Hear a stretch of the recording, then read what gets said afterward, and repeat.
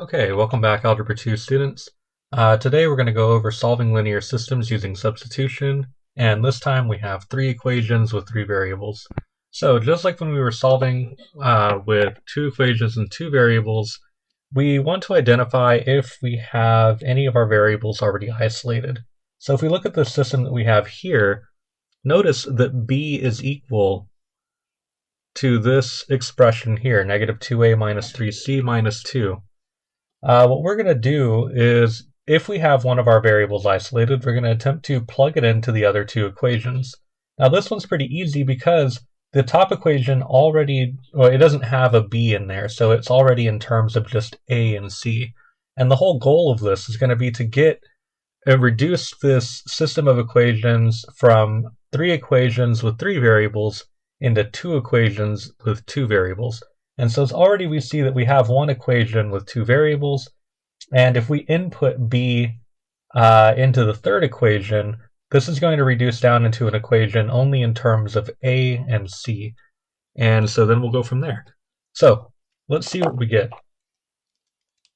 If we start off with this this bottom equation here, we have 4a minus 5, but instead of writing b, I'm going to replace it with what we know b is equal to, which is the negative 2a minus 3c minus 2. And now we have minus 2c is equal to negative 3. So I just swapped this b right here with all of that. And now I'm going to distribute this negative 5, and we're going to combine like terms and see what we get here. So we have 4a, this is going to be plus 10a. So we have 4a plus 10a plus 15c plus 10 minus 2c is equal to negative 3. So all we did was we distributed that negative 5 with the negative 2a. That gave us 10a. Negative 5 times negative 3c gave us positive 15c. And then negative 5 times negative 2 gave us positive 10. Combining like terms, this is going to give us 19a right there. Combining c's together, and we want to keep this in alphabetical order. It's just going to make our lives a little bit easier. So keeping this in alphabetical order, I'll combine the a's first, and then I'll combine c. This is going to be plus 13c. And then what I want to do is I want to move the 10 over to the other side and make this negative 3 minus 10, which is going to be negative 13. And so usually, if the other equation had a b in here as well, we would take b and substitute it in that top equation. We'd get another equation in terms of a and c. But because the top equation is already in terms of a and c, we don't have to do that. Really, we're just working now with 19a plus 13c is equal to negative 13, and then that top equation, a plus 4c is equal to negative 4. And so from here, because we've already gone over substitution and elimination in two variables, it's really going to be up to us to decide what we think is easier to solve from here. If we want to use substitution or elimination for solving this system, it's totally up to you. However, I do recommend maybe using substitution in this case because a is pretty easy to get on its own. If we just subtract 4c from both sides here, we have a is equal to negative 4c minus 4. And if we take now that, since we know that a is equal to this, we can substitute it in right there. And that's going to give us 19 times negative 4c minus 4 plus 13c is equal to negative 13. We can multiply 19 times negative 4, and that's going to give us a 19 times 4, negative 76c, and then minus 76 plus 13c is equal to negative 13. And if we combine like terms, let's see, we have our c terms. That's going to give us a negative 63c, and adding 76 to both sides is going to give us positive 63, which means that c is going to be equal to negative 1. And now that we know that c is equal to negative 1, we can take this and we can substitute it into either one of these two equations where we only have a and c, and that'll allow us to find a.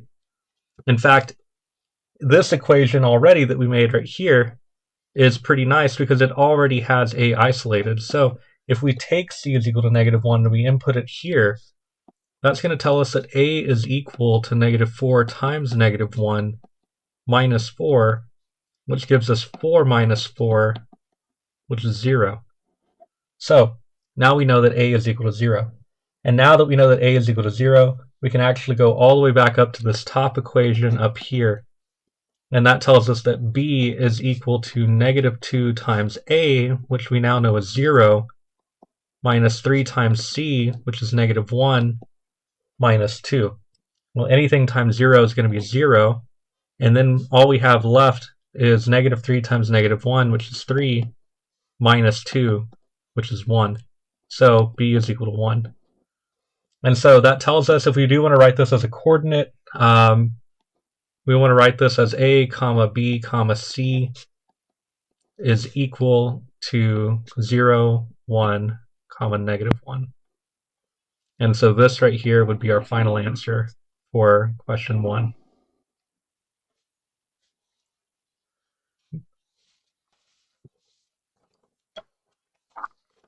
Moving on to the third problem. Remember, the evens are going to be your homework. Let's try the same process again. First, we're going to see if we can find a variable that's already isolated. And this won't always be the case. In fact, in the later half of the assignment, we'll see that we don't have a variable isolated already, and we'll have to do that. But for now, we're going to keep it easy. And we're going to start off with this variable here, y, which is isolated, and we know that it's equal to negative 4x plus z minus 13. So, as I mentioned before, what we're going to do is we're going to put this and we're going to substitute it in anywhere we see a y into the other equations. So in the other two equations, we have a y here and we have a y here.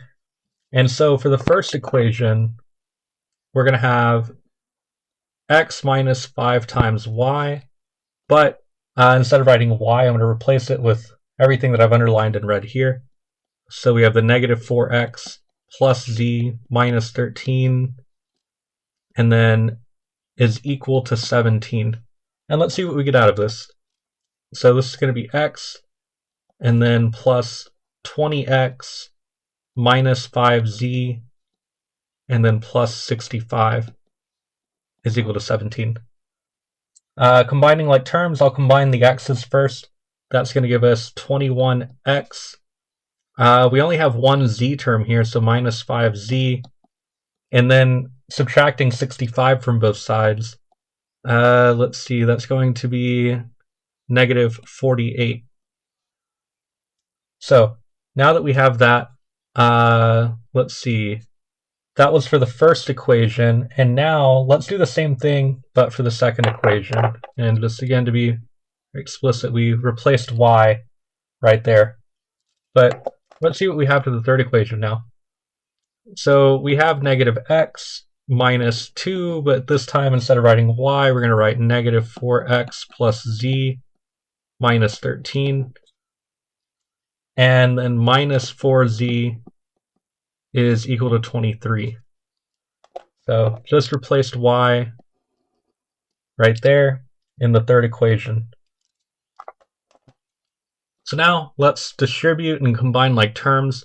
This is going to give us negative x plus 8x minus 2z plus 26 minus 4z is equal to 23. Combining our x terms together, we have negative x plus 8x, that's going to be 7x. And then combining our z terms, we have negative 6z and then minus 4z, that's going to be minus 6z. And then we have 23 minus 26 because we want to move that 26 over to the other side. So we get a negative 3 there. And so now we have these two equations with two variables. So I'm going to write those on top of one another. So that gives us that. We have 7x minus 6z, and that's equal to negative 3. Okay, and so this is one of those situations, like I said before, where you could use substitution or you could use elimination, but in this case, neither of our variables is going to be very nice to isolate. So it's perfectly reasonable to use elimination on this go around versus the first problem, because in the first problem we could get a by itself really easily. But in this case, probably use elimination. Now for elimination here, let's see. We want to find the least common multiple between either pair of numbers here. We got to choose a variable to eliminate. Remember, the least common multiple, like if I wanted to find the least common multiple between 21 and 7, what I would do is I would list off 21 and 7, and I start counting up by multiples of 21. We'd do 21, 42, 63, blah, blah, blah. But 7, we'd have 7, 14, 21, 28, blah, blah, blah. And the least common multiple is going to be the first number that they have in common.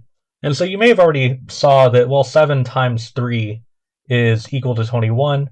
But basically this tells us that if we're going to use elimination, all we need to do is we can keep the top equation the same by just multiplying it by 1.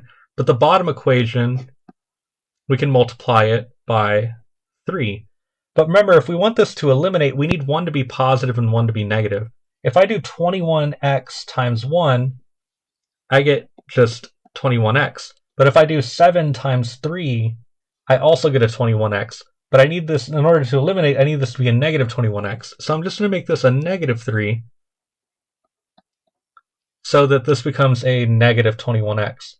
And so that will ensure that my x's cancel, and then just multiply the rest of this equation by 1. So really we're just keeping it the same. We have minus 5z is equal to negative 48. And for the rest of this bottom equation, we're going to multiply everything by negative 3. And we've already done the 7x times negative 3 for the negative 21x. But negative 6 times negative 3 is going to be a positive 18z. And then negative 3 times negative 3 is going to be positive 9. So adding these two equations together now, we see that we've made the x's cancel, which means that we can write this as a positive, not 18, positive 13z is equal to negative 48 plus 9, which is going to be negative 39. And now that we have 13z is equal to negative 39, we can divide by z. Not divide by z, divide by 13. And that's going to mean that z is equal to negative 3.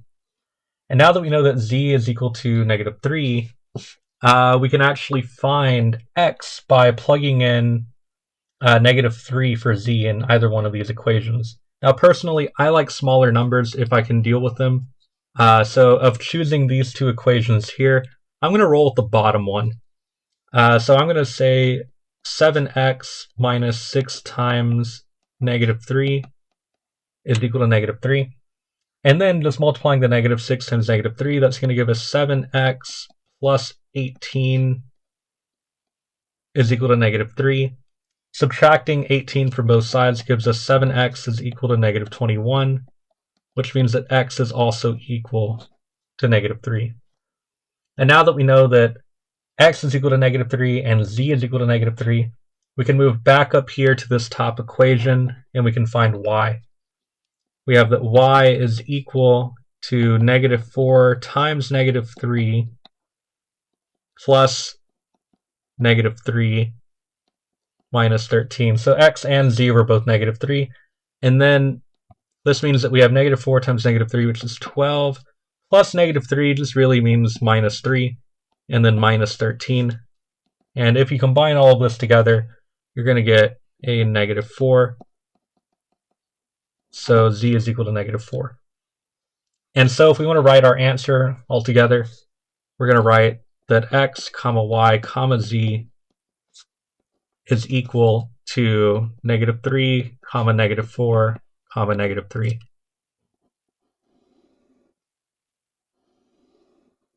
And so that is our final answer.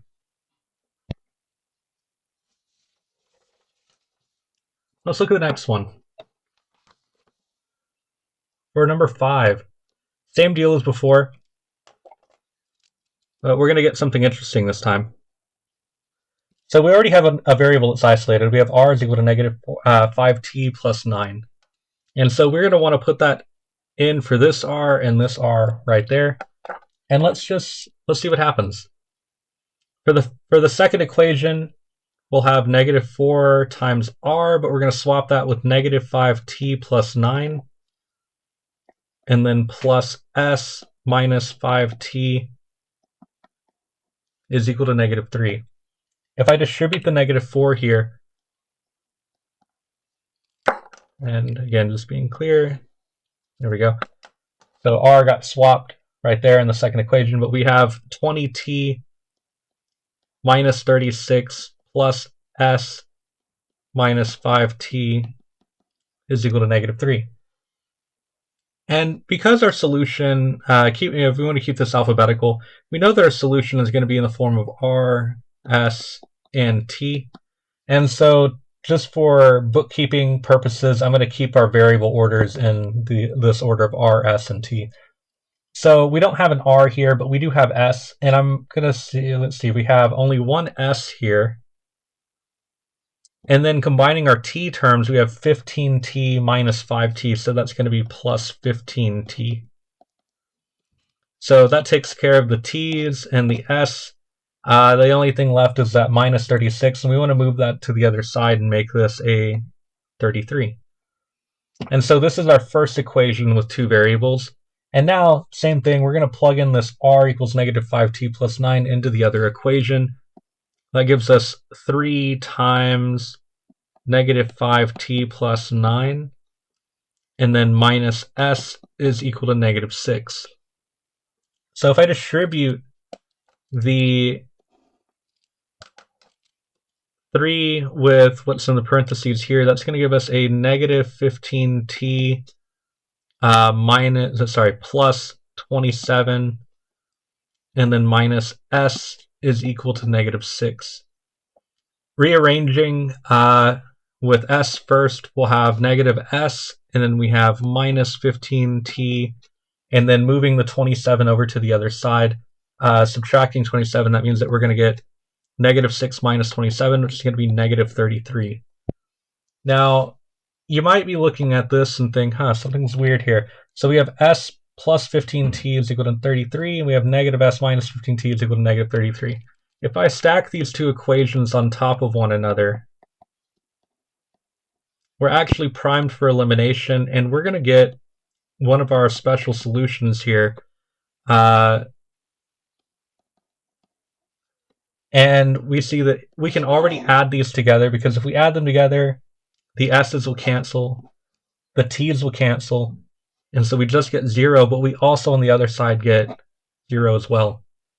And so when we get this 0 is equal to 0, we have infinitely many solutions. So this is our final answer for number 5. Let's look at number 7 now. Number 7, something similar is going to happen. So let's see what happens. So we have z is equal to all of that. And so that means that we're going to swap out z in the other two equations. And hey, look, that's kind of nice. There's not even a z in the third equation. We just have z in the first one. So you can kind of think of this as like, the third equation is already done for us. Let's just see what happens when we swap z in the first one. So we have 2x minus 2y minus 2 times swapping out z for 3x plus 2y plus 4 is equal to -2. And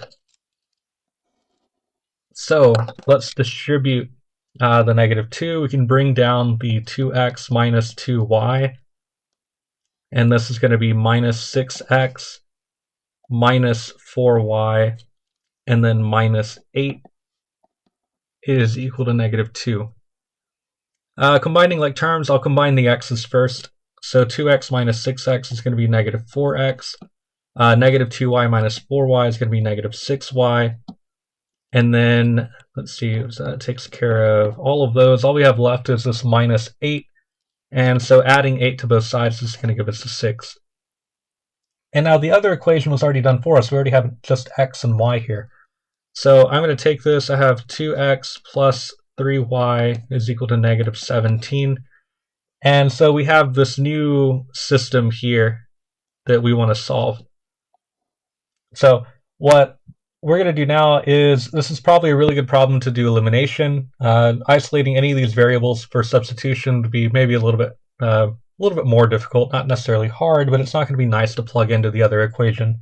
But what we can do is notice that if you just multiply, say, the bottom equation by 2, you'll get a negative 4x on the top, and you'll have a positive 4x on the bottom. And that means that when you add these two together, they'll cancel.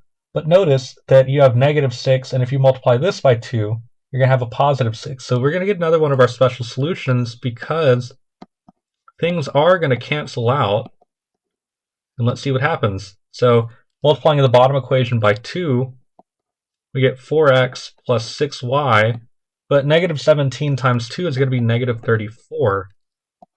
So when you end up adding these together, the x's and the y's cancel, you get 0, but you have 6 minus 34, which is going to be negative 28.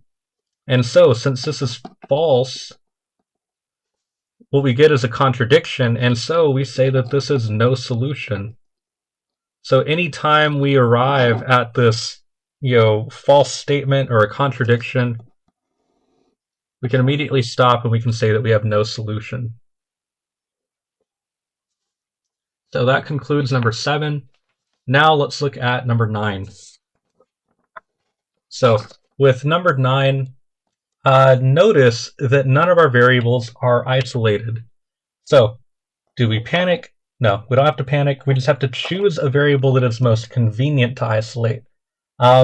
And ideally, we want to use the equation with the least amount of variables. Now, one of these equations only has 2 variables. That means that that's going to be a smaller thing that we have to plug in to the other equations. So if we rearrange, say, this bottom equation and isolate for y, so that means you get y by itself, we're going to have 4y is equal to 4z minus 16. And we can get y by itself just by dividing by 4. Remember, we got to divide everything by 4 when we do that. So that's going to tell us that y, because that cancels, but the 4 over 4 cancels, and so y is equal to z, and then negative 16 over 4 is going to be just negative 4. So y is equal to z minus 4. So even though we didn't have a variable isolated to begin with, we could isolate one, and we actually got a pretty nice expression here of just z minus 4. So now we're going to take that z minus 4, and we're going to swap out the y's with z minus 4. And now it's just like what we were doing before. Let's look at the first equation. We have 4x minus 5 times y, but this time y is z minus 4. And then plus 5z is equal to 8. So just swapped out y right there from the top equation, and now let's see what happens. We have 4x minus 5z plus 20 plus 5z is equal to 8. Next, let's combine all of our x terms. It looks like we only have one x term, which is this 4x. But we do have some z terms. Hey, look, that's nice. We have minus 5z plus, minus 5z plus 5z. They cancel. All we have is plus 20 is equal to 8. So this is kind of nice. We already have an equation entirely in terms of x. So we can subtract the 20 from both sides. we get 4x is equal to 8 minus 20, which is going to be negative 12. And dividing by 4, x is going to be equal to negative 3. Now that we have x is equal to negative 3, we can go into the second equation, and instead of writing negative 2x, let's swap that x with a negative 3. So x right here with negative 3, that'll clean up this equation pretty nicely. So we have negative 2 times negative 3 minus, and not minus y, because we know that y is equal to z minus 4. And I do want to caution you to please put parentheses around whatever y or whatever variable you have is equal to when you're substituting it. It'll make sure that you don't run into any sign errors. You don't want to make sure you don't want to write this as just minus z minus 4. You want to write this as minus in parentheses z minus 4, because this negative is going to distribute with this negative here and make a plus 4. So just roll with me on that. But then we have the minus 5z is equal to 16. And again, this, since we knew that x was negative 3, I swapped it right there in equation 2. But now we have negative 2 times negative 3, that's going to be positive 6 minus z, and then because we have minus, you can think of this like a negative 1 and we distribute it. So you have negative 1 times z, so you get minus z, but then you have negative 1 times negative 4, and that's going to be a plus 4. So that's why I'm recommending you put these parentheses here, because it's really easy to mess up that sign right there. But then we have minus 5z is equal to 16. Combining all of our like variables, well, we only have z's here, so that's kind of nice. We have negative 6z, that takes care of those two, and then we have 6 plus 4 is 10, and that's equal to 16. Getting z by itself, let's first subtract that 10. That gives us negative 6z is equal to, that's going to be a positive 6. And then dividing by negative 6, z is going to be equal to negative 1. And now that we know that z is equal to negative 1, we can go up here to this top equation where y is equal to z minus 4. And we can say that y is equal to negative 1 minus 4, which is negative 5. So y is equal to negative 5. And so that means that our final answer is x, y, z is equal to negative 3, negative 5, and negative 1.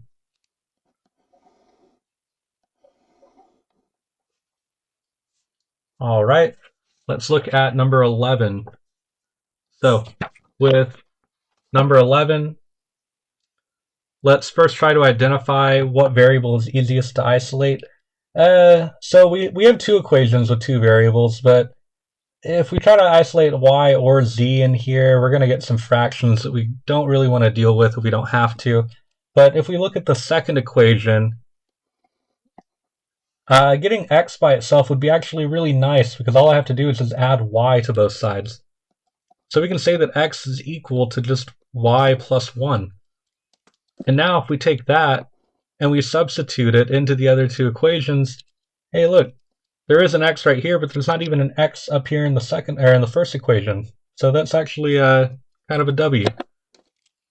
So the first equation we'll keep as is. Let's just substitute y plus 1 into the third equation. We have negative, and again, putting in parentheses, the y plus 1.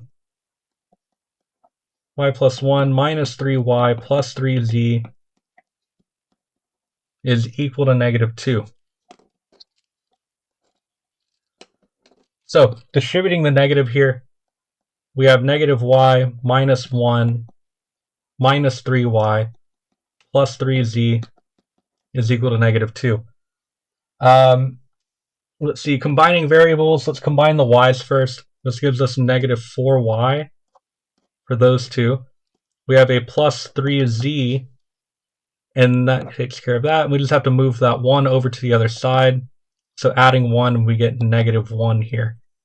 And hey, look at the first equation. We have 4y, 3z, a number. It looks a lot like the equation we have down here. So 4y minus 3z is equal to 7. And now if we try to solve this system right here, notice that if we just add them together, these two equations, the y's cancel, the z's cancel, we get 0, but we do have this -1 plus 7, which is going to be a positive 6.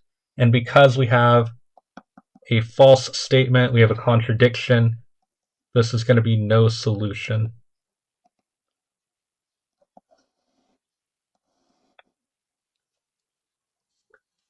And now let's look at number 13. Let's see what happens here. First, let's pick a variable to isolate.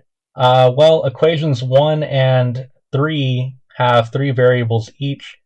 Let's look at equation 2. This one only has 2 variables. So it doesn't really matter which variable we choose here. Whichever one doesn't result in fractions, which in this case is both of them, so there's really no preference. If we choose r, we have 2r is equal to -2t. And if we divide by 2, we have that r is just equal to -t. So that's kind of a nice substitution to make. R is equal to -t. And now let's go into the other two equations where we have r and swap it with a -t. And let's see what we get. For the first equation, we have 2 times -t minus 2s minus t is equal to 1. 2 times -t is going to be -2t minus 2s minus t is equal to 1. And remember, we want to keep everything alphabetical. These are going to be in the order of r, s, and then t. So I'll do r first. We don't have an r, but let's look at s. We have -2s. That takes care of that. But then combining the t's, we have -3t is equal to 1. All right, so we have that. Let's go to the third equation and swap out r with -t. That gives us -2 times r. Well, r in this case again is -t. And just be really consistent here, swapping out r with -t. And then plus 3s plus t is equal to -3. Multiplying -2 times -t is going to give us positive 2t. We have plus 3s plus t is equal to -3. And then combining all of our like terms, let's put the s's first. So we have 3s, that takes care of that. Then we have 2t plus t, which is going to be 3t, and that's equal to -3. All right, well, this is kind of nice. Notice that if I take these two equations and I just stack them on top of one another,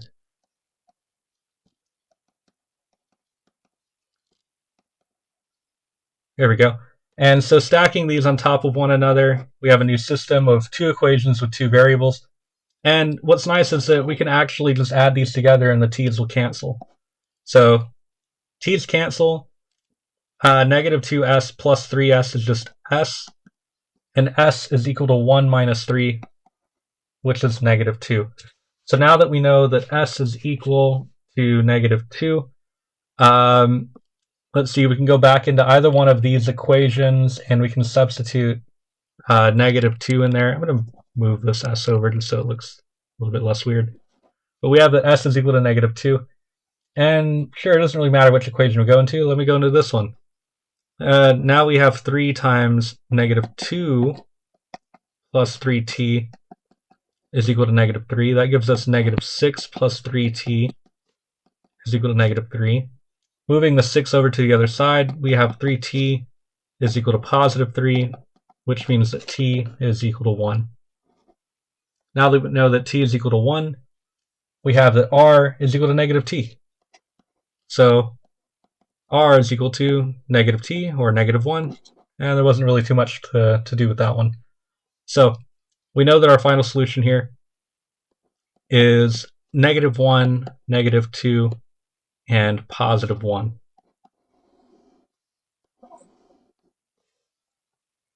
All right, and now last example for this assignment. Let's see what we get. First, let's identify which variable would be easiest to isolate. We see that equations 1 and 3 both have 2 variables each, but If you try to isolate anything in equation 3, things are going to get kind of messy with some fractions that we don't have to deal with. But notice that with the top equation, doesn't really matter which variable you choose, a or c, you won't get any fractions. Let's just roll with a. We have 4a is equal to negative 4c plus 4. And if we divide everything by 4, that's going to give us a is equal to negative c plus 1. We're going to take this and we're going to substitute it anywhere we see an a in the other two equations. We have an a there, and we have an a there. So for the second equation, I'm going to write this as negative c plus 1 plus 5b minus c is equal to negative 24. Combining like terms and keeping everything alphabetical, we'll do 5b first. That takes care of that. We have minus 2c. That takes care of those two. And then subtracting 1 from both sides, that gives us is equal to negative 25. For the second equation, we have 2 times a, negative c plus 1. So that's getting swapped. Also, just to be clear, that negative c plus 1, that was the a right there. That's where that came from. But for the third equation, we have 2 times negative c plus 1, and then plus 5b is equal to negative 23. Distributing the 2 here, we have negative 2c plus 2 plus 5b is equal to negative 23. Keeping everything alphabetical, I'll write 5b first. We don't have any other c's, it's just minus 2c. That takes care of those. And subtracting 2 from both sides, this is equal to negative 25. These two equations look really, really similar. In fact, a shortcut for this is that if you ever, when you perform a substitution, you take your variable and you input it into the other two equations. If you get the exact same solution, or the exact same equation, you can automatically conclude that this is infinitely many solutions.